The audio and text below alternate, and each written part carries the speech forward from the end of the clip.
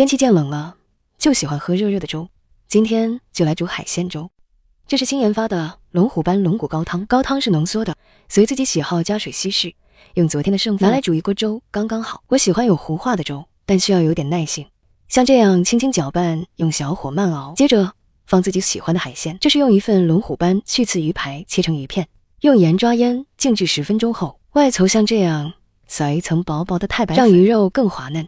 我还放了1整盒的白虾，人多需要1整盒才够吃吗？接着放香菇和肉片，这些食材都很容易熟透，只要盖上锅盖，中小火10分钟就熟透了。你看，有了鱼骨高汤，就能简单煮出浓郁营养的海鲜粥。来试试味道吧，再加一点盐调味，还要加上蛋液。每次老板都指定要加蛋，我也一定要加上自己喜欢的香菜。好了，海鲜粥完成，你们也来试试吧。我一个人就可以吃下3碗这样的粥。